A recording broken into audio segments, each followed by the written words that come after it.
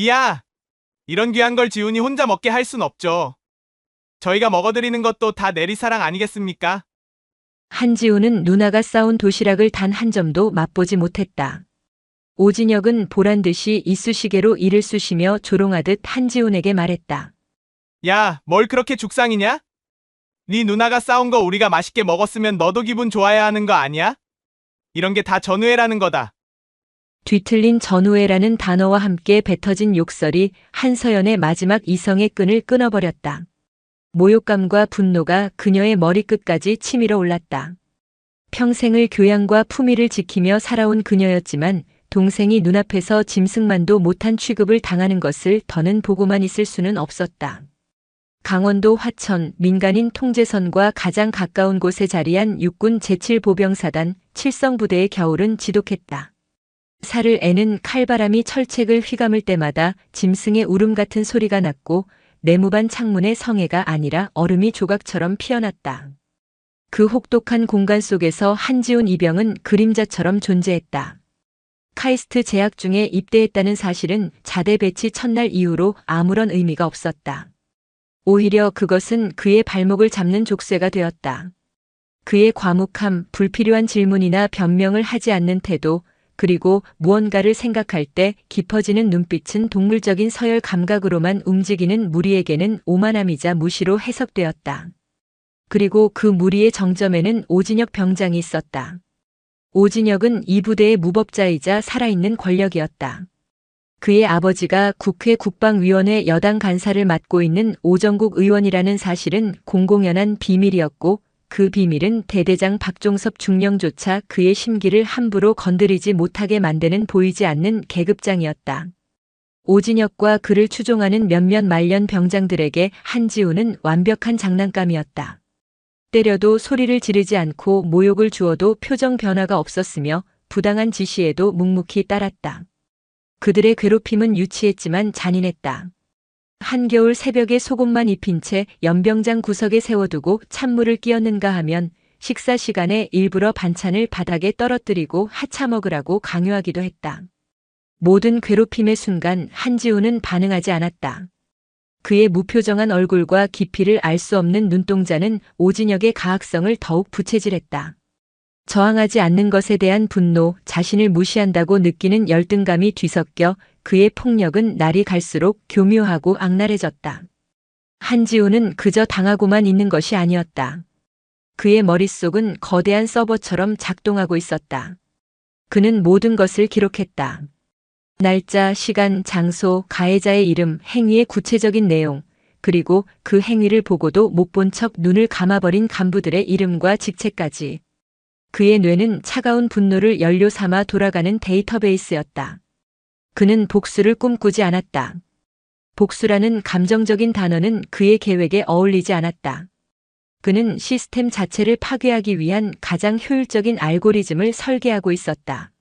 썩어 문드러진 뿌리를 도려내기 위해서는 가장 날카로운 메스가 필요했고 그는 기꺼이 그 메스가 될 준비를 하고 있었다. 어느 날 저녁 점호 시간 오진혁은 관물대에 기대 앉아 껄렁한 목소리로 한지훈을 불렀다.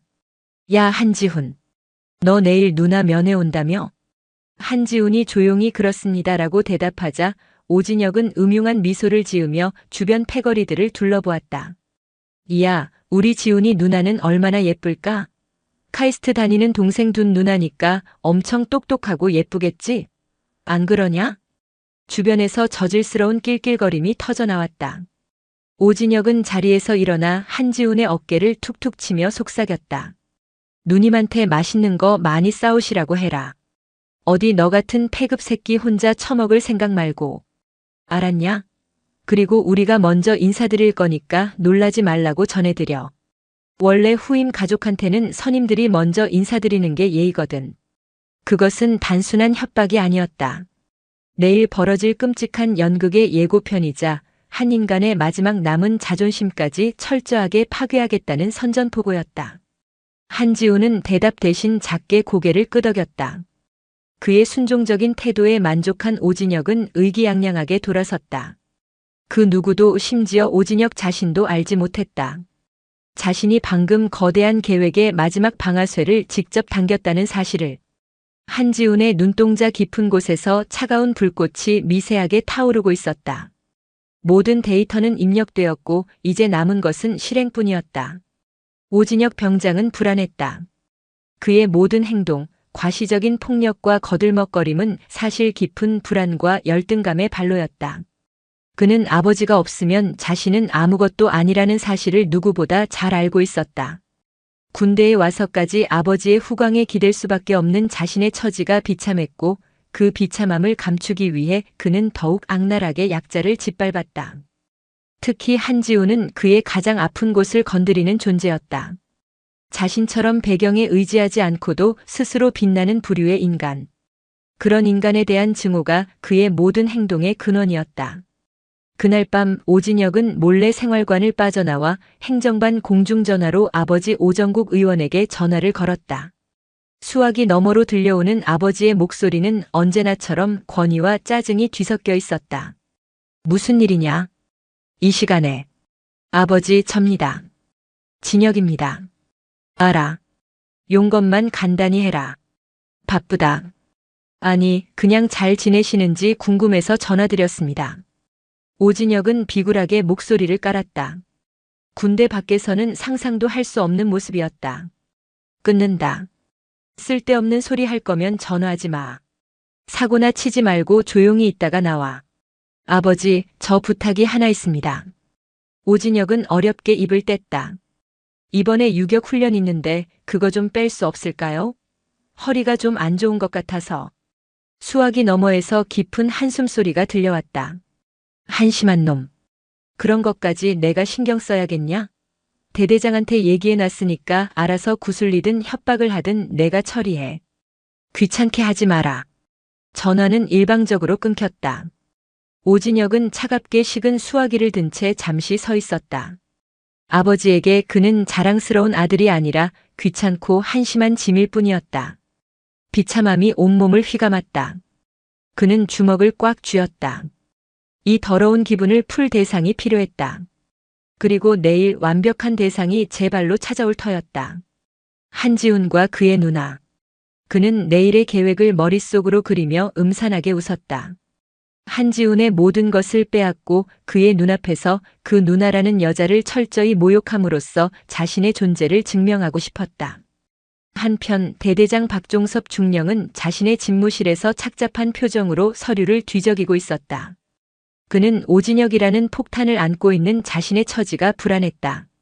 오정국 의원의 압력으로 오진혁이 저지르는 온갖 비위들을 눈감아주고 있었지만 언제 터질지 모르는 시한폭탄을 관리하는 것은 피말리는 일이었다. 그는 한지훈 이병의 존재도 알고 있었다. 카이스트 출신의 수재가 왜 저렇게 당하고만 있는지 의아했지만 긁어부스럼을 만들고 싶지 않았다. 오진혁만 무사히 전역시키면 모든 것이 끝난다고 그는 스스로를 위안했다. 그는 오진혁과 한지훈 사이에 흐르는 위험한 기류를 감지하고 있었지만 애써 외면했다. 그의 침묵과 방관이 곧 닥쳐올 거대한 재앙의 자양분이 되고 있다는 사실을 그는 깨닫지 못하고 있었다. 아니, 어쩌면 알면서도 모른 척하고 싶은 것인지도 몰랐다. 군인의 명예와 양심보다는 자신의 안위와 진급이 더 중요했기 때문이다. 내일 한지훈 이병의 면회가 있다는 보고를 받았을 때도 그는 그저 별일 없어야 할 텐데라고 중얼거릴 뿐이었다. 서울 용산구 한남동의 고급 빌라. 대한민국 군 수뇌부들이 모여 사는 그곳의 아침은 고요하고 평온했다. 한서연은 이른 새벽부터 일어나 주방에서 분주하게 움직였다. 그녀는 대한민국 육군 제2군단장 윤태성 중장의 아내였지만 오늘만큼은 그저 사랑하는 동생의 첫 면회를 가는 평범한 누나이고 싶었다. 최고급 유기농 한우, 완도에서 직송한 활전복, 새벽 시장에서 직접 고른 신선한 채소들이 그녀의 손에서 먹음직스러운 음식으로 변해갔다. 동생이 가장 좋아하던 갈비찜 정성껏 부친 삼색전, 갓 무친 잡채와 싱싱한 과일까지. 밤새 한숨도 자지 못했지만 그녀의 얼굴에는 피곤한 기색 대신 설렘과 애정이 가득했다. 남편 윤태성 군단장은 그런 아내의 뒷모습을 안쓰럽게 바라보았다. 그는 수만 명의 장병을 호령하는 강철 같은 지휘관이었지만 아내와 처남 문제 앞에서는 한없이 부드러운 남편이자 형이었다. 그렇게까지 안 해도 될 텐데. 부대에서 다 챙겨줄 거요. 그의 말에 한서연은 돌아보지도 않고 대꾸했다. 부대에서 주는 밥이랑 누나가 해주는 밥이 같아요? 우리 지훈이 얼마나 힘들겠어요. 이거라도 먹고 힘내야죠. 목소리 끝에 동생에 대한 애틋함이 묻어났다. 윤태성은 더 이상 아무 말도 하지 않았다. 처남이 자신의 신분을 숨기고 평범한 병사로 복무하겠다고 했을 때 그는 처남의 독립심과 의지를 존중했다. 하지만 그 결정이 처남을 얼마나 고된 길로 밀어넣을지 그는 짐작조차 하지 못했다. 처남이 입대한 후 그는 자신의 막강한 권력을 단 한 번도 처남을 위해 사용하지 않았다. 그것이 처남을 더 강하게 만들 것이라 믿었기 때문이었다. 하지만 그 믿음의 이면에는 늘 불안감이 독버섯처럼 자라고 있었다. 한서연은 몇 개의 찬압으로도 모자라 커다란 보온 도시락까지 가득 채우고 나서야 만족스러운 미소를 지었다. 그녀는 가장 아끼는 옷을 골라 입고 혹시나 동생의 기를 죽일까 싶어 수수한 화장을 했다. 운전병이 대기시킨 군단장 전용 세단을 마다하고 그녀는 자신의 작은 승용차를 직접 몰아 화천으로 향했다. 내비게이션에 찍힌 부대의 주소는 그녀에게 너무나 낯설었지만 동생을 만난다는 설렘이 그 낯설음을 상쇄하고도 남았다. 고속도로를 달리는 내내 그녀의 머릿속은 동생과의 재회로 가득했다. 얼마나 탔을까? 얼마나 말랐을까? 힘든 내색은 안 하겠지만 그늘진 얼굴은 숨기지 못하겠지. 그녀는 동생을 만나면 꼭 안아주고 등을 토닥이며 세상에서 가장 맛있는 음식을 먹여주리라 다짐했다. 그녀의 순수한 사랑과 정성이 잠시 후 어떤 참혹한 방식으로 짓밟히게 될지 그녀는 상상조차 하지 못했다. 그녀의 차가 칠성부대 위병소를 통과할 때 그녀는 차창 밖으로 보이는 북진이라는 구호가 유독 비장하게 느껴진다고 생각할 뿐이었다. 칠성부대 면회실은 주말의 소란스러움과 애틋함으로 가득 차 있었다. 저마다의 사연을 품은 가족과 연인들이 짧은 만남의 시간을 아끼려는 듯 서로에게서 눈을 떼지 못했다. 한지우는 그 틈을 비집고 들어서며 두리번거렸다. 창가에 단아하게 앉아있는 누나, 한서연의 모습이 눈에 들어왔다. 몇 달 만에 보는 누나의 얼굴은 그가 기억하던 것보다 조금 수척해져 있었다. 한지훈의 마음 한구석이 서늘하게 아려왔다. 누나. 나지막한 부름에 한서연이 화들짝 놀라 고개를 들었다. 까맣게 타고 홀쭉해진 동생의 얼굴을 마주한 순간 그녀의 눈시울이 붉어졌다. 준비했던 수많은 말들을 잊고 그녀는 자리에서 일어나 동생을 와락 안았다. 동생의 군복에서는 낯선 땀 냄새와 화약 냄새가 옅게 배어나왔다. 그것은 그녀가 상상했던 것보다 훨씬 더 고된 현실의 냄새였다. 지훈아, 고생 많았지. 얼마나 힘들었어. 괜찮습니다. 잘 지내고 있습니다. 한지훈은 누나의 등을 가볍게 토닥이며 짧게 대답했다. 그의 무덤덤한 반응이 오히려 한서연의 마음을 더 아프게 했다. 그녀는 동생을 자리에 앉히고 마법사처럼 정성껏 싸운 음식들을 펼쳐놓기 시작했다. 따뜻한 김이 모락모락 피어오르는 갈비찜 윤기가 좌르르 흐르는 잡채, 형형색색의 전과 나물들. 테이블은 순식간에 임금님 수라상 부럽지 않은 진수성찬으로 변했다. 어서 먹어. 내가 제일 좋아하던 것들로만 싸왔어. 한지우는 젓가락을 들었다. 하지만 그가 갈비찜 한 점을 입에 넣기도 전이었다. 면회실 문이 거칠게 열리며 예고된 불청객들이 들이닥쳤다. 오진혁 병장을 필두로 한 3명의 선임들이었다. 그들은 마치 자기 집 안방에 들어서는 것처럼 거들먹거리며 한지훈의 테이블로 다가왔다. 오, 지훈이 누님 안녕하십니까? 지훈이 선임되는 오진혁 병장입니다. 오진혁은 입만 웃으며 꾸벅 고개를 숙이는 신용을 했다. 그의 눈은 이미 테이블 위 음식을 탐욕스럽게 훑고 있었다. 한서연은 갑작스러운 상황에 당황했지만 동생의 선임이라 하니 애써 미소를 지으며 자리에서 일어났다. 아이고, 우리 지훈이 선임들이시구나. 반가워요. 앉으세요.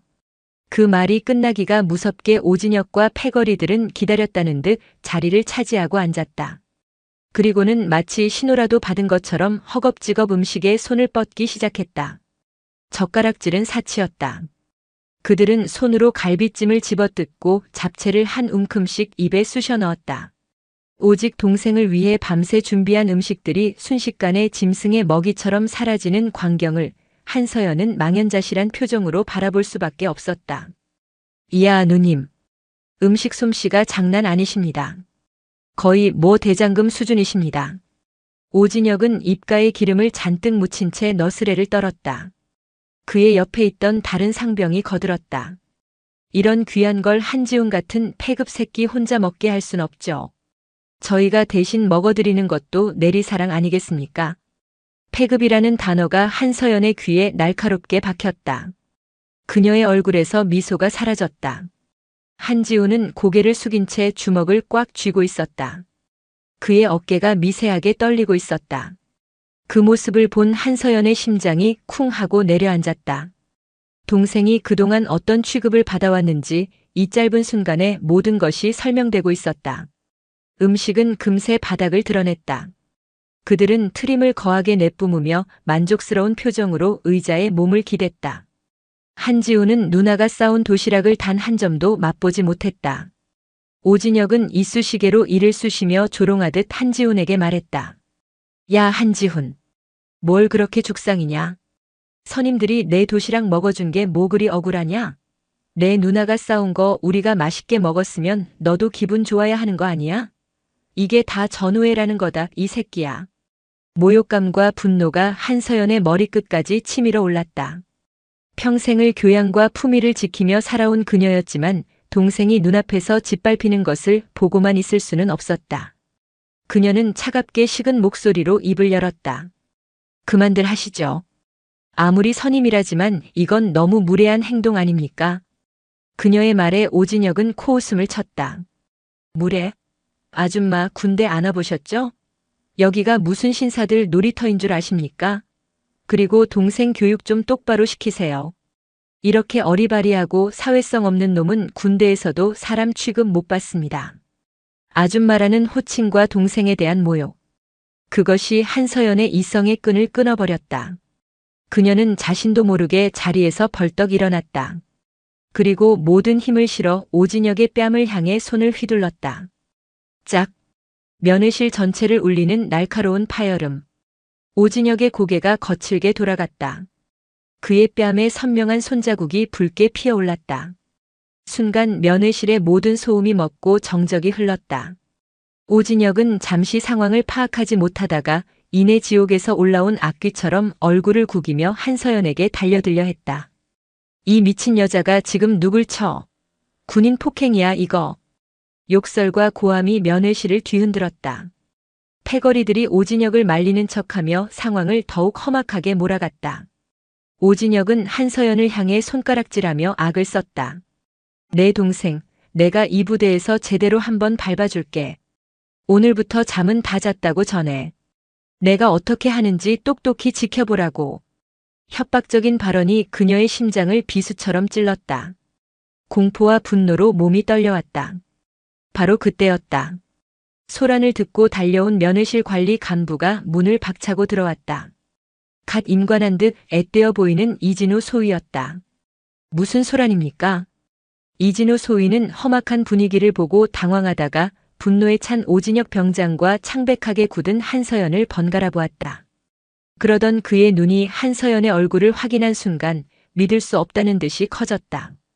그는 몇 번이고 눈을 비볐다. 그리고는 모든 것을 내던진 사람처럼 허리를 꺾어 숙이며 외쳤다. 사모님 아니십니까? 소위의 외침에 면회실의 모든 시선이 집중되었다. 오진혁의 고함도 패거리들의 거들먹거림도 순간 멈췄다. 사모님이라는 단어는 군대에서 특별한 의미를 가졌다. 특히 일개 소위가 저토록 경악하며 예를 갖추는 대상이라면 그 무게는 상상을 초월했다. 소위는 거의 울상이 된 얼굴로 한서연에게 다시 한번 경례를 붙였다. 충성. 부대까지는 어인일이십니까? 오진혁은 여전히 상황 파악이 되지 않은 채 멍한 표정으로 소위와 한서연을 바라보았다. 그는 짜증스럽게 소리쳤다. 이 소위 뭐 하는 거야? 이 아줌마가 누군데 사모님이야? 소위는 새파랗게 질린 얼굴로 오진혁을 돌아보았다. 그의 목소리는 사시나무처럼 떨리고 있었다. 오 병장, 너 지금 무슨 짓을 한 건지 알아? 이분은. 소희는 차마 말을 잇지 못하고 입술만 달싹였다. 그리고는 결심한 듯 떨리는 목소리로 폭탄을 터뜨렸다. 우리 군단장님 사모님이시다. 순간 세상의 모든 소리가 사라졌다. 오진혁의 동공은 지진이라도 난 듯 흔들렸다.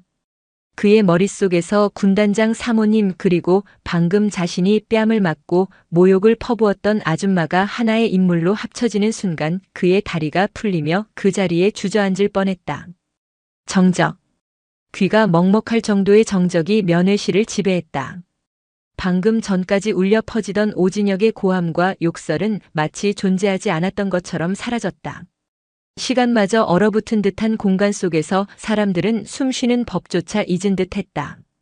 오진혁의 낯빛은 백지를 넘어 시체처럼 푸르죽죽하게 변해갔다. 그의 뇌는 군단장 사모님이라는 단어의 무게를 감당하지 못하고 기능 정지 상태에 빠진 듯했다. 한서연은 더 이상 떨지 않았다. 그녀의 얼굴에서는 모든 감정이 사라져 있었다. 슬픔도 분노도 두려움도 찾아볼 수 없었다. 오직 빙산처럼 차갑고 단단한 무표정만이 남아 있었다. 그녀는 주저앉을 듯한 오진혁에게 시선조차 주지 않았다. 그녀의 눈은 오직 굳어버린 동생 한지훈에게만 향해 있었다. 한지훈은 여전히 고개를 숙이고 있었지만 그의 꽉 쥔 주먹은 더 이상 떨리지 않았다. 계획의 방아쇠는 당겨졌다. 이제부터 벌어질 일들은 더 이상 그의 통제 범위 안에 있지 않았다. 그러나 그는 후회하지 않았다. 이 썩어 빠진 고름을 터뜨리기 위해서는 가장 사랑하는 사람의 손에 피를 묻히는 극약 처방이 필요했음을 그는 알고 있었다. 모두 그 자리에 가만히 있어. 한서연의 목소리는 나지막했지만 그 안에 담긴 냉기는 면회실의 온도를 몇 도는 떨어뜨리는 듯했다. 그녀는 핸드백에서 차분하게 휴대폰을 꺼냈다. 그녀의 손길에는 조금의 망설임도 떨림도 없었다. 단축번호 1번을 길게 누르자 짧은 연결음 끝에 중후한 남자의 목소리가 들려왔다. 서연이요? 지훈이는 만났소? 남편 윤태성 군단장의 목소리였다. 여전히 아무것도 모르는 평온하고 다정한 목소리. 한서연은 잠시 눈을 감았다. 그리고 다시 떴을 때 그녀의 목소리는 얼음 조각처럼 변해 있었다. 여보, 당신 지금 어디에 있나요? 평소와 다른 아내의 목소리에 윤태성은 즉시 무언가 잘못되었음을 직감했다. 군단장실에 있어. 무슨 일인데? 우리 지훈이가 여기서 사람 취급을 못 받고 있었어요. 그 한마디에 전화기 너머의 공기가 순식간에 얼어붙었다. 한서연은 조금의 과장도 감정도 섞지 않고 방금 벌어진 일들을 기계처럼 정확하게 전달하기 시작했다. 선임들이 동생의 도시락을 먹어치운 것, 동생을 폐급이라 조롱한 것, 그리고 자신에게 아줌마라 부르며 욕설을 하고 동생을 가만두지 않겠다고 협박한 것까지.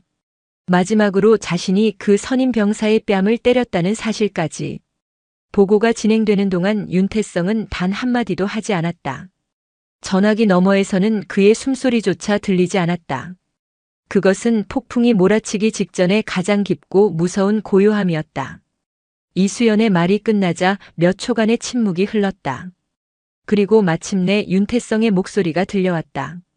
그 목소리는 더 이상 다정한 남편의 것이 아니었다. 수만 명의 생사를 결정하는 야전 지휘관의 강철처럼 차갑고 비정한 목소리였다. 그 부대 이름이 뭐지? 육군 제7보병사단 칠성부대입니다. 이진우 소위가 옆에서 새파랗게 질린 얼굴로 속삭였다. 대대장 이름은 박종섭 중령입니다. 그리고 그 쓰레기 새끼 이름이 뭐라고 했지? 오진혁 병장입니다. 오진혁. 윤태성은 그 이름을 마치 사형 선고를 내리듯 나지막이 을조렸다. 전화기 너머로 그가 의자에서 일어나는 소리가 들렸다. 서연, 당신은 지금부터 아무것도 하지 말고 아무 말도 하지 말고 지훈이 곁에만 있어. 내가 지금 그리로 가지. 전화가 끊겼다. 그 순간부터 지옥의 문이 열리기 시작했다.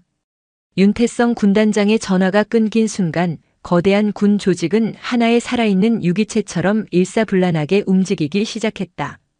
군단 사령부에 고요하던 주말 오후는 순식간에 전쟁 직전의 긴장감으로 가득 찼다. 비상 사이렌이 울리지 않았음에도 공기 중에 퍼지는 살벌한 기운만으로도 모든 장병들은 무언가 끔찍한 일이 벌어지고 있음을 직감했다. 가장 먼저 움직인 것은 군단 헌병대 특수임무대였다. 평시 대테러 임무를 위해 최상의 전투력을 유지하던 그들은 5분도 채 되지 않아 검은색 특수 전투복과 방탄 헬멧, 완전 무장을 갖춘 채 헬기장으로 집결했다. 그들의 얼굴에는 단 하나의 감정도 실려 있지 않았다. 오직 명령을 수행하기 위한 강철 같은 의지만이 번뜩였다. 곧이어 육중한 프로펠러 소음과 함께 군단 직할 수송 헬기 2대가 지축을 울리며 이륙했다. 목표는 화천 칠성부대였다.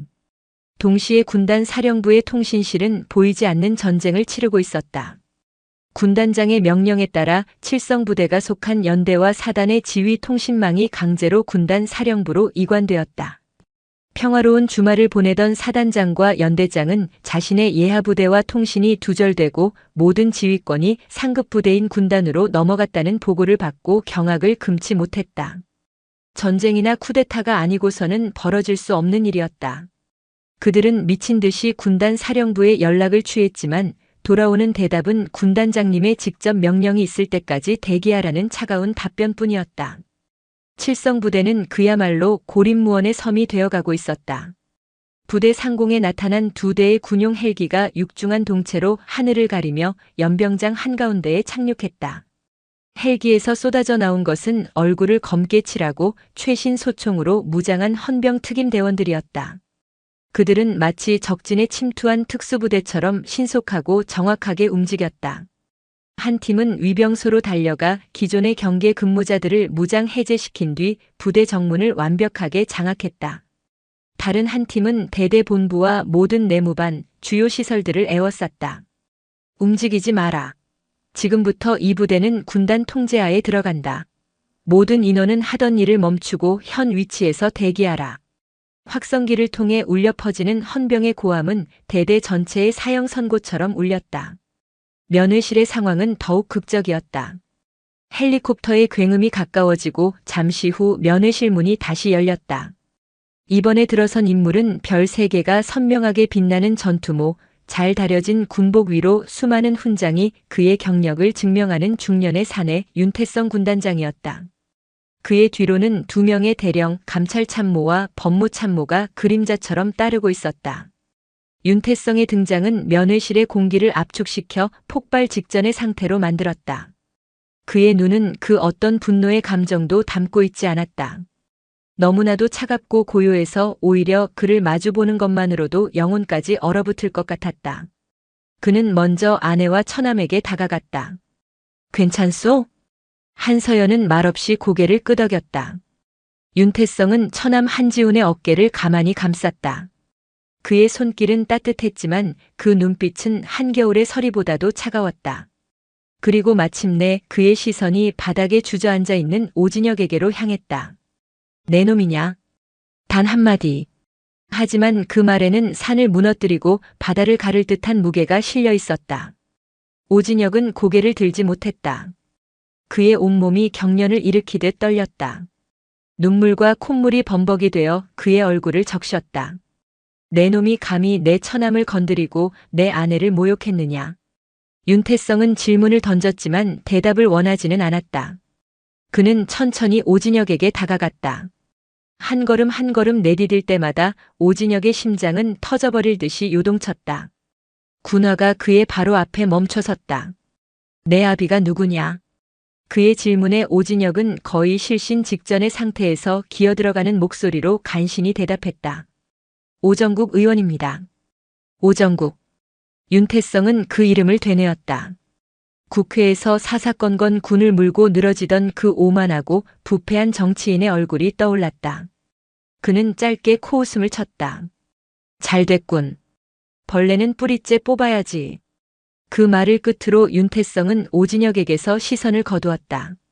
그는 뒤에 서 있던 법무참모에게 명령했다. 저놈을 당장 군 교도소로 직행시켜. 혐의는 상관 모욕, 협박, 군무 이탈 기도 등 적용할 수 있는 모든 죄목을 다 적용해. 정식 재판 절차 필요 없다. 군단장 직권으로 즉결 심판에 회부한다. 영창? 그런 안락한 곳으로 보낼 생각 마. 가장 어둡고 축축한 독방에 쳐넣어. 오늘부터 저놈에게 인간으로서의 권리는 없다. 법무참모가 경례를 붙이고 헌병들에게 손짓하자 육중한 체구의 헌병 2명이 다가와 오진혁의 양팔을 우악스럽게 잡아 일으켰다. 오진혁은 그제야 현실을 깨닫고 비명을 질렀다. 잘못했습니다. 군단장님, 제가 죽을 죄를 지었습니다. 한 번만 용서해 주십시오. 그의 처절한 외침은 그러나 강철로 된 성벽에 부딪히는 계란처럼 허무하게 부서졌다. 헌병들은 짐짝을 끌고 가듯 그를 면회실 밖으로 끌고 나갔다.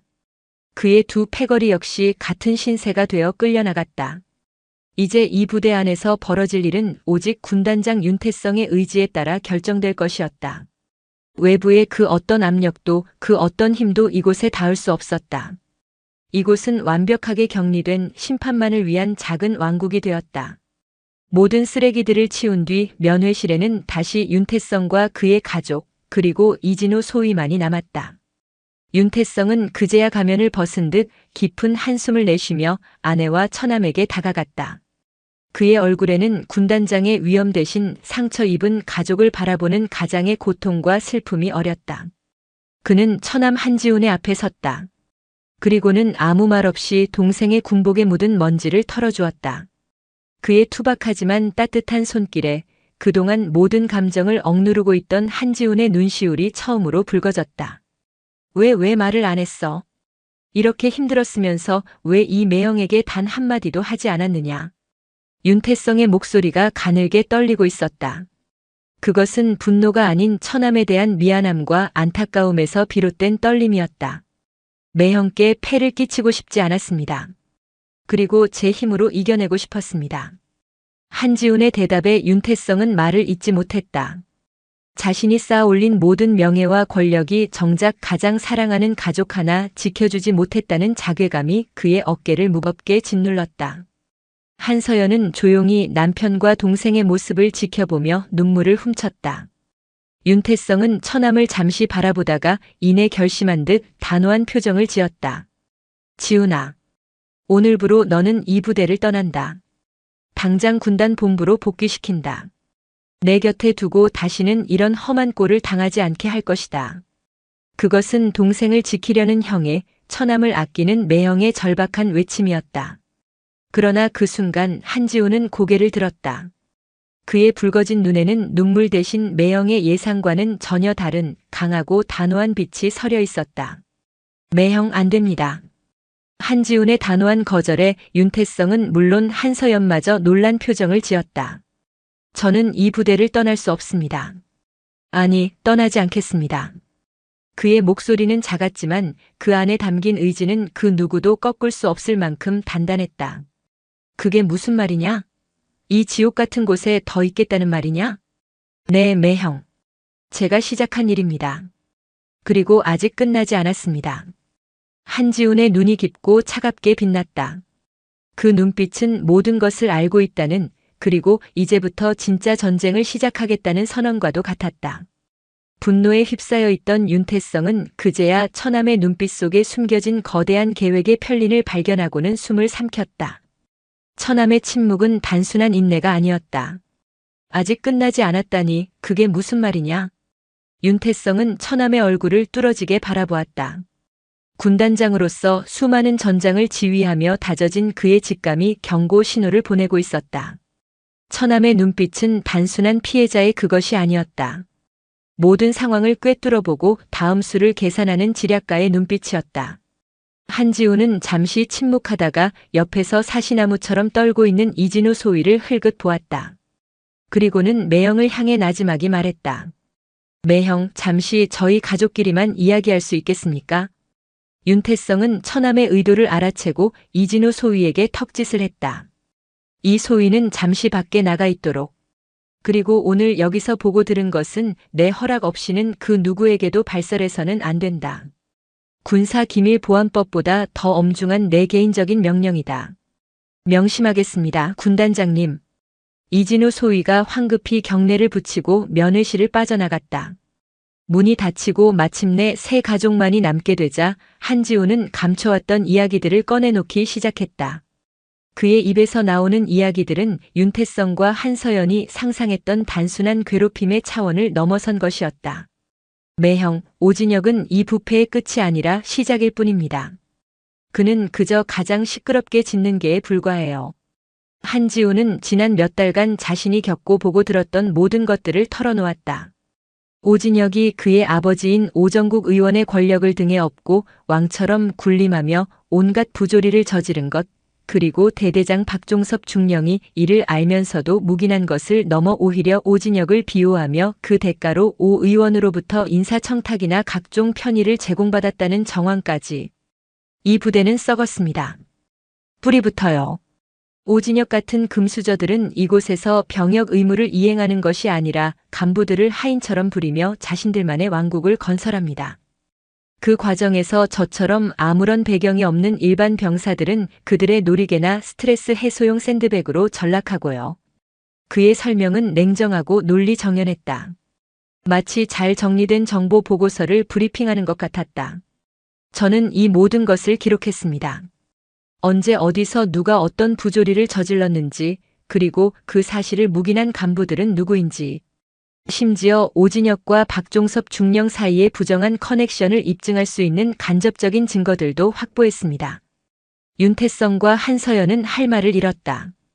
동생이 그저 묵묵히 고통을 감내하고 있는 줄로만 알았는데 그 침묵의 시간 동안 동생은 홀로 거대한 적과 싸울 준비를 하고 있었던 것이다. 오늘 누나의 면회는 죄송하지만 제가 계획한 마지막 단계였습니다. 한지우는 고개를 숙이며 누나 한서연에게 사죄했다. 오진혁이 제 면회 음식을 노릴 것이라는 것도 제 앞에서 누나를 모욕할 것이라는 것도 모두 예상하고 있었습니다. 저는 그들의 만행을 가장 확실하게 그리고 가장 높은 분에게 직접 보여줄 수 있는 방법이 필요했습니다. 그래서 누나를 이용했습니다. 정말 죄송합니다. 한서연은 동생의 고백에 잠시 충격을 받은 듯 했지만 이내 동생의 손을 꼭 잡았다. 그녀의 눈에는 원망 대신 동생에 대한 깊은 이해와 자랑스러움이 담겨 있었다. 괜찮다, 지훈아. 내가 얼마나 큰 결심을 했는지 이제 알겠구나. 누나는 괜찮아. 윤태성은 거대한 망치로 머리를 한 대 맞은 듯한 충격에 휩싸였다. 분노에 눈이 멀어 단순한 복수를 생각했던 자신이 부끄러워졌다. 처남은 자신보다 훨씬 더 멀리 그리고 깊게 보고 있었다. 그는 개인적인 복수가 아닌 군 전체를 병들게 하는 거대한 악의 고리를 끊어내려 하고 있었던 것이다. 그래서 내가 원하는 것이 무엇이냐? 내가 어떻게 해주길 바라느냐? 군단장의 목소리가 아닌 처남의 계획을 듣는 참모의 자세로 윤태성이 물었다. 우선 오진혁과 박종섭 중령에 대한 처벌을 잠시 보류해 주십시오. 윤태성은 의외의 요구에 되물었다. 뭐라고? 그들을 지금 당장 군법에 따라 처리해버리면 몸통인 오정국 의원은 꼬리 자르기에 성공할 겁니다. 부덕한 아들과 부하 때문에 벌어진 불미스러운 일 정도로 치부하고 넘어갈 게 뻔합니다. 그렇게 되면 이 사건은 단순한 군대 내 가혹 행위 사건으로 축소되고 근본적인 문제는 해결되지 않습니다. 한지훈의 눈이 날카롭게 빛났다. 우리의 진짜 목표는 오진혁이 아니라 오정국 의원, 그리고 그와 결탁해 군을 사유화하려는 부패한 세력 전체가 되어야 합니다. 그러기 위해서는 더 확실한 증거가 필요합니다. 어떻게? 제가 미끼가 되겠습니다. 저는 이 부대에 남겠습니다. 매형이 이 부대를 뒤집어 엎었다는 사실이 알려지면 그들은 잠시 몸을 사리겠지만 결국 다시 움직일 겁니다. 오정국 의원은 자신의 아들을 구하기 위해 그리고 이번 사건을 덮기 위해 박종섭 중령에게 혹은 그의 후임자에게 압력을 행사할 겁니다. 그 과정에서 그들의 검은 거래가 다시 수면 위로 드러날 수밖에 없습니다. 우리는 그때를 노려야 합니다. 처남의 설계도는 치밀하고 대담했다. 자기 자신을 가장 위험한 곳에 다시 던져 넣어 거대한 적을 유인해 내겠다는 계획. 매형으로서 윤태성은 도저히 허락할 수 없었지만 군인으로서 그는 처남의 전략이 얼마나 효과적인지 인정하지 않을 수 없었다. 너무 위험하다. 매형, 지금까지는 저 혼자였습니다. 하지만 이제는 매형이 계십니다. 밖에서는 매형이, 안에서는 제가 함께 움직이는 겁니다. 매형은 군단 전체를 동원한 특별감찰을 명분으로 이 부대를 계속 감시하고 압박하며 그들의 숨통을 조여주십시오. 저는 안에서 그들의 움직임을 파악하고 결정적인 증거를 찾아내겠습니다. 윤태성은 한참 동안 처남의 얼굴을 바라보았다. 나약한 피해자라고만 생각했던 처남이 어느새 자신과 어깨를 나란히 하고 거대한 전쟁을 지휘하는 장수가 되어 있었다. 그는 마침내 결심을 굳혔다. 좋다. 내 뜻대로 하겠다. 하지만 조건이 있다. 너의 안전을 확보할 최소한의 장치는 마련해야겠다. 그들의 계획은 즉시 실행에 옮겨졌다. 윤태성은 오정국 의원의 전화를 기다리지 않고 먼저 걸었다. 수화기 너머의 오 의원은 처음에는 고압적이었지만 윤태성이 자신의 아내와 처남이 당한 일을 낮은 목소리로 응조리자 금세 태도를 바꿨다. 윤 장군, 내 아들놈이 큰 실수를 한 것은 맞습니다. 하지만 이걸 너무 공론화해서야 되겠습니까? 우리 군의 사기 문제도 있고 또 윤 장군님 체면도 있지 않습니까? 처남 문제 하나 때문에 부대를 발칵 뒤집어 놓았다는 소문이 돌면 윤 장군님 입장도 곤란해지지 않겠습니까? 그것은 은근한 협박이었다. 윤태성은 전화기를 쥔 손에 힘이 들어가는 것을 느꼈지만 처남의 계획을 위해 분노를 억눌렀다. 그래서 의원님께서 제안하고 싶으신 게 뭡니까? 허허, 말이 잘 통하는군요. 일단 우리 아들놈은 제가 책임지고 따끔하게 교육시키겠습니다. 그리고 박중령도 원래 자리로 돌려보내 주시지요. 군의 안정을 위해서입니다. 윤 장군님께서도 이번 일은 조용히 덮어주시면 제가 국방위원회에서 윤 장군님 힘을 팍팍 실어드리겠습니다. 내년 장군 진급 심사 때도 더러운 거래였다. 윤태성은 역겨움을 참으며 그의 제안을 받아들이는 척했다. 의원님의 뜻이 정그러시다면 저도 군의 대선배로서 대승적인 차원에서 이번 한 번만 눈감아 드리겠습니다.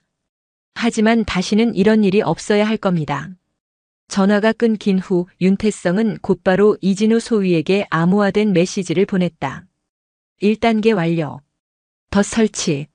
모두의 예상을 뒤엎고 오진혁은 단 하루 만에 자대로 복귀했다. 물론 그의 어깨에 달려있던 병장 계급장은 사라지고 이등병 계급장이 붙어 있었으며 그의 얼굴은 핏기 하나 없이 초주검 상태였다. 직위 해제되어 군단 영창에 수감되었던 박종섭 중령 역시 며칠 뒤 엄중 경고 조치와 함께 대대장직에 복귀했다. 부대의 분위기는 기묘하게 흘러갔다. 한지훈의 매형이 군단장이라는 사실은 암묵적인 상식이 되었지만 그 엄청난 배경에 비해 결과는 너무나도 시시했다. 장병들은 수군거리기 시작했다. 군단장도 국회의원 앞에서는 어쩔 수 없나 보다. 역시 똥별은 끝발 좋은 국회의원 아들 하나 못 건드리는구나. 소문은 눈덩이처럼 불어났고 윤태성 군단장의 위신은 땅에 떨어졌다. 한지훈을 향한 동정의 시선은 이내 조롱과 경멸로 바뀌었다. 매형이 군단장이면 뭐하나.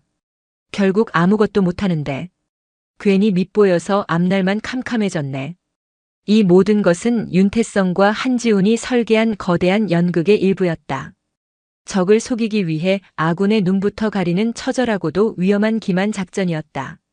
오정국 의원은 윤태성 군단장이 자신의 정치적 압력에 굴복했다고 확신했다. 그는 이제 안심하고 아들을 괴롭힌 한지훈에게 보복을 가하고 이번 일의 흔적을 완벽하게 지우기 위해 움직일 것이 분명했다. 그리고 그 움직임은 거대한 그물망의 한가운데로 스스로 걸어 들어오는 것과 같았다. 오정국 의원의 첫 번째 움직임은 예상대로였다. 그는 박종섭 중령에게 비밀리에 연락을 취했다. 박 중령, 이번 일 처리하느라 고생했소. 내가 빚을 한 번 졌네. 아닙니다, 의원님. 제가 의원님과 선우 학생을 제대로 보필하지 못해 벌어진 일입니다. 박종섭은 납작 엎드렸다. 그는 이번 일로 자신의 군 생활이 끝났다고 생각했지만 오 의원의 도움으로 기사회생하자 그에게 더욱더 깊은 충성을 맹세하게 되었다. 됐고 본론만 말하지. 그 한지훈이라는 놈 군단장 처남이라시고 아주 콧대가 하늘을 찌르겠구만. 놔두면 안 돼. 앞으로 내 아들 선우군 생활 편하게 하려면 그리고 박중령의 앞길도 생각한다면 그놈을 제대로 밟아놔야 해. 다시는 고개도 못 들게. 하지만 군단장님께서 윤태성? 허 양반 이제 아무것도 못해. 이번 일로 자기가 얼마나 무력한지 깨달았을걸. 자네는 내 말만 들으면 돼. 내가 뒤를 다 봐줄 테니 알아서 사고가 나게 처리해. 훈련 중에 발을 헛디디든 아니면 정신적으로 문제가 있는 놈으로 만들어서 다른 부대로 보내버리든 방법은 자네가 더 잘 알 거 아니야. 박종섭의 눈이 번뜩였다. 이것은 위기를 기회로 만들 절호의 찬스였다.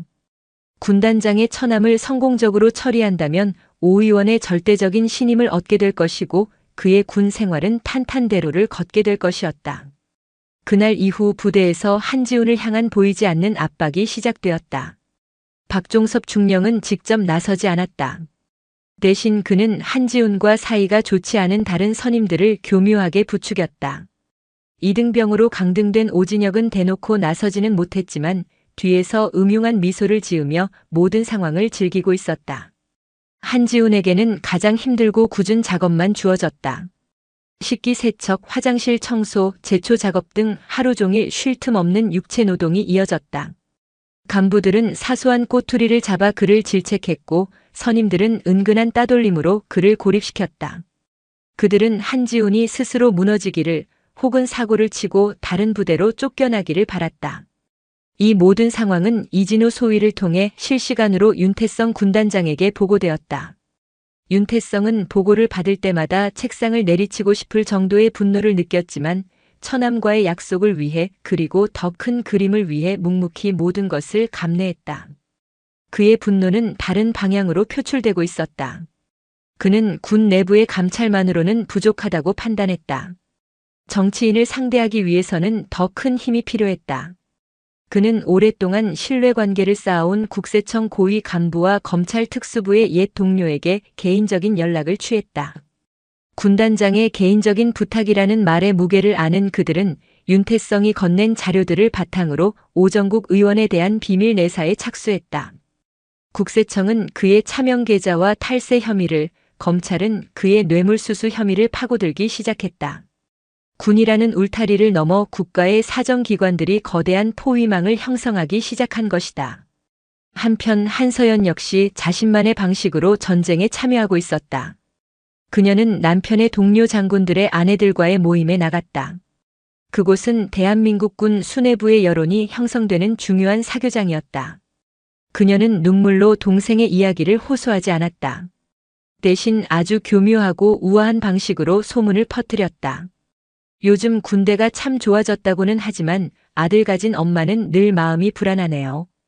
특히 윗사람 눈치 보느라 힘없는 병사들의 고통은 외면하는 지휘관들이 많다는 이야기를 들으면 가슴이 철렁 내려앉아요. 오정국 의원님 아들이 있는 부대는 오죽할까요? 그분 성정이 워낙 대단하시잖아요. 그녀의 말은 일파만파 퍼져나갔다. 군 수뇌부 아내들의 입을 통해 오정국 의원과 부대 내 부조리라는 키워드가 결합되어 고급 정보처럼 유통되기 시작했다. 이것은 오정국 의원의 정치적 기반을 흔들고 훗날 사건이 터졌을 때 여론을 아군으로 만들기 위한 치밀한 포석이었다. 박종섭 중령은 조급해지기 시작했다. 오정국 의원의 압박은 날마다 거세졌지만 한지훈은 생각보다 강인했다. 온갖 육체적, 정신적 압박에도 그는 좀처럼 무너지지 않았다. 오히려 그의 눈빛은 날이 갈수록 더욱 차갑고 단단해졌다. 박종섭은 결국 더욱 극단적인 방법을 사용하기로 결심했다. 그는 부대 내에서 평판이 좋지 않고 폭력적인 성향을 가진 한 병사를 눈여겨보았다. 장기철 상병. 그는 이전에도 후임 폭행 문제로 여러 차례 징계를 받았지만 그때마다 박종섭이 교묘하게 덮어주며 빠져나간 전력이 있는 자였다. 박종섭은 장기철을 자신의 사무실로 비밀리에 불렀다. 장상병, 자네 요즘 군 생활이 좀 힘든 모양이야. 얼굴이 말이 아니군. 박종섭은 따뜻한 커피를 건네며 인자한 미소를 지었다. 자네 혹시 휴가나 외박에 목마르지 않나? 아니면 남은 군 생활 아주 편하게 하고 싶은 생각은? 장기철의 눈이 반짝였다. 한지훈 이병 알지? 그 녀석 때문에 요즘 부대 분위기가 말이 아니야. 저런 놈은 군기를 바짝 잡아서 정신을 차리게 해줘야 하는데 마땅한 사람이 없군. 그것은 명백한 사주였다. 한지훈을 손 좀 봐주면 그에 상응하는 대가를 지불하겠다는 암시였다. 대대장님께서 저를 믿어주신다면 제가 한번 군기를 제대로 잡아보겠습니다. 좋아. 하지만 명심해. 너무 티나게 하지는 마. 사소한 다툼 정도로 보이게. 나머지는 내가 알아서 처리해주지. 이들의 밀담은 그들이 알지 못하는 사이에 모두 기록되고 있었다. 한지훈은 박종섭이 자신을 처리하기 위해 누군가를 이용할 것이라 정확히 예측하고 있었다. 그는 이진우 소위의 도움을 받아 대대장실 근처 환풍구에 몰래 설치해둔 초소형 녹음기를 통해 그들의 대화를 모두 확보했다. 결정적인 증거였다. 이 녹취 파일은 즉시 암호화되어 이진우 소위를 통해 윤태성 군단장에게 전달되었다. 이제 남은 것은 적들이 스스로 함정의 가장 깊은 곳으로 걸어 들어오게 만들 결정적인 한 방이었다. 그리고 그 역할은 다시 한번 미끼가 된 한지훈에게 주어졌다. 며칠 뒤 야간 경계 근무를 서던 중 마침내 올 것이 왔다. 인적이 드문 후방 초소에서 장기철 상병은 한지훈과 단둘이 근무를 서게 되자 본색을 드러냈다. 야, 한지훈. 너 요즘 많이 컸다? 군단장 매형 있다고 아주 눈에 뵈는 게 없지? 장기철은 시비를 걸며 한지훈의 멱살을 잡았다. 한지훈은 저항하지 않았다. 뭐야, 이 새끼. 반항도 안 해? 재미없게. 장기철은 한지훈의 복부를 주먹으로 가격했다.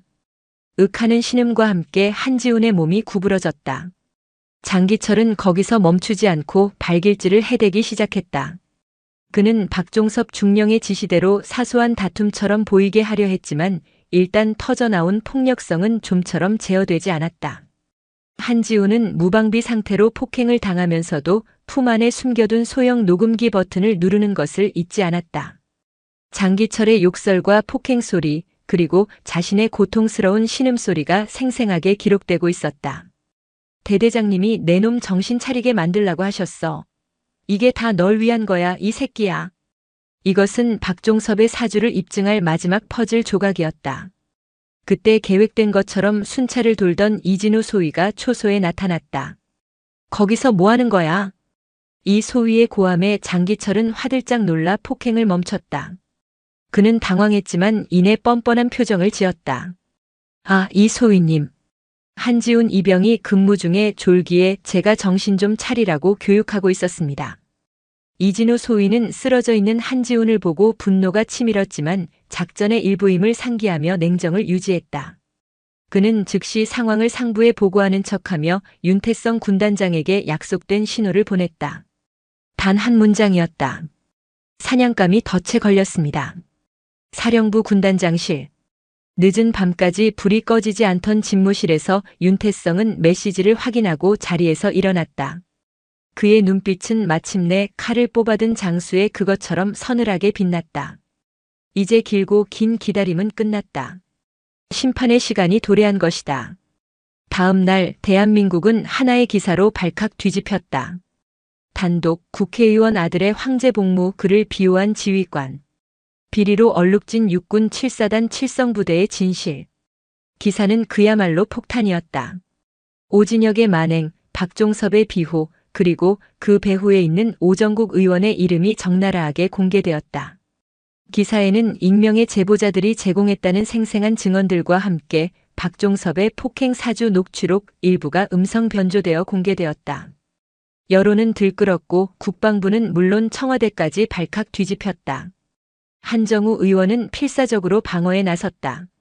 그는 긴급 기자회견을 열고 군을 개혁하려는 나에 대한 음해이자 야당의 비열한 정치 공세라며 눈물로 억울함을 호소했다. 그는 자신의 아들이 오히려 군단장 처남의 위세에 눌려 지냈다며 모든 의혹을 전면 부인했다. 하지만 그의 발악은 오히려 역풍을 맞았다. 바로 다음 날 한서연이 처음으로 언론 앞에 모습을 드러냈기 때문이다.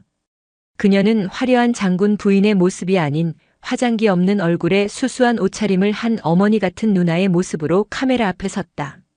저는 오늘 제2군단장의 아내가 아닌 대한민국 군인 한지훈 이병의 누나로서 이 자리에 섰습니다. 그녀는 자신이 겪었던 면회날의 일을 담담하게 털어놓았다. 동생을 위해 밤새 준비한 도시락을 눈앞에서 빼앗기고 동생이 폐급이라 조롱당했으며 자신은 미친 여자라는 욕설을 들어야 했던 그날의 치욕을. 그녀의 고백은 그 어떤 폭로 기사보다도 강력한 힘을 가지고 국민들의 가슴을 파고들었다. 오정국 의원님께 묻고 싶습니다. 당신의 아들이 황제처럼 군림하는 동안 제 동생처럼 이름 없는 병사들이 흘려야 했던 피와 눈물에 대해 단 한 번이라도 생각해 보신 적이 있습니까? 당신이 말하는 군 개혁이 당신의 아들 같은 사람들을 위한 특권 계층의 군대를 만드는 것입니까? 그녀의 연설은 모든 뉴스의 헤드라인을 장식했다. 오정국 의원이 쌓아올린 모든 거짓말과 변명은 한 누나의 진심 어린 눈물 앞에서 힘없이 무너져 내렸다. 결국 대한민국의 사법 시스템이 움직이기 시작했다.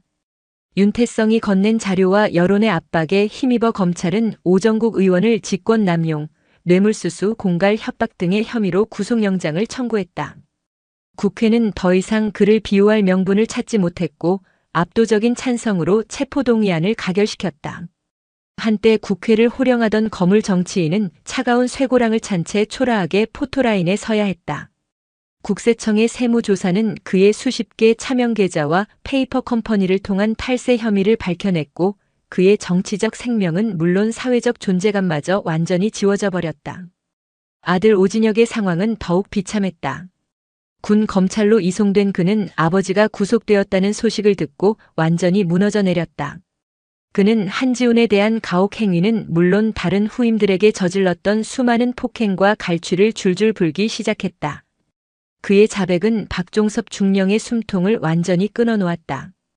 박종섭은 군인으로서 받을 수 있는 가장 불명예스러운 처벌, 즉 파면을 당하고 군복을 벗게 되었다. 군인 연금은 물론 퇴직금 한 푼 받지 못하고 사회로 내쫓긴 그는 군형법에 따라 실형을 선고받고 군 교도소에 수감되었다. 모든 폭풍이 지나간 후 한지훈은 의무실에서 퇴원하여 부대로 복귀했다. 이제 그를 괴롭히는 사람은 아무도 없었다. 오히려 모두가 그를 영웅처럼 대하며 어려워했다. 하지만 그의 얼굴에는 승리자의 미소가 없었다. 그날 저녁 한지훈은 대대 전 장병이 모인 저녁 점호 시간에 자발적으로 연단에 섰다. 마이크를 잡은 그는 그동안 침묵으로 일관했던 자신의 입을 처음으로 열었다. 많은 분들이 저를 영웅이라고 생각하실지도 모르겠습니다. 하지만 저는 영웅이 아닙니다. 저는 그저 운이 좋았을 뿐입니다. 제 매형이 군단장이었기 때문에 저는 이 싸움에서 이길 수 있었습니다. 하지만 만약 제 매형이 군단장이 아니었다면 어떻게 되었을까요? 그의 질문이 강당에 울려 퍼졌다. 제가 여러분과 달랐던 것은 단 하나, 군단장 처남이라는 배경뿐이었습니다. 저는 오진혁이 원망스럽습니다. 박종섭 중령도 오정국 의원도 용서할 수 없습니다. 하지만 솔직히 말하면 저는 그들보다 더 무서웠던 것이 있습니다. 바로 여러분의 침묵입니다. 제가 화장실에서 맡고 있을 때, 창고에 갇혀 있을 때 여러분은 무엇을 했습니까? 대부분은 못 본 척했고 어떤 분들은 뒤에서 혀를 차며 동정만 했습니다. 그 침묵이 오진혁에게는 그래도 괜찮다는 확신을 주었고 저에게는 아무도 내 편이 없다는 절망을 주었습니다. 여러분 한 명 한 명은 선량한 사람일지 몰라도 여러분의 침묵이 모여 결국 오진혁이라는 괴물을 만들어낸 공범이 된 것입니다. 강당에는 무거운 침묵이 흘렀다. 누구도 박수를 치지 못했다. 모두가 고개를 숙인 채 한지훈이 던진 진실의 무게에 짓눌려 있었다. 그것은 승리의 환호성이 아닌 깊은 성찰과 부끄러움에서 비롯된 거룩한 침묵이었다. 한지훈이 원했던 것은 바로 이것이었다. 개인적인 복수의 카타르시스가 아닌 공동체 전체의 각성을 통한 진정한 변화. 길고 길었던 전쟁이 끝나고 마침내 그들에게 그리고 칠성부대에게 새로운 아침이 오고 있었다.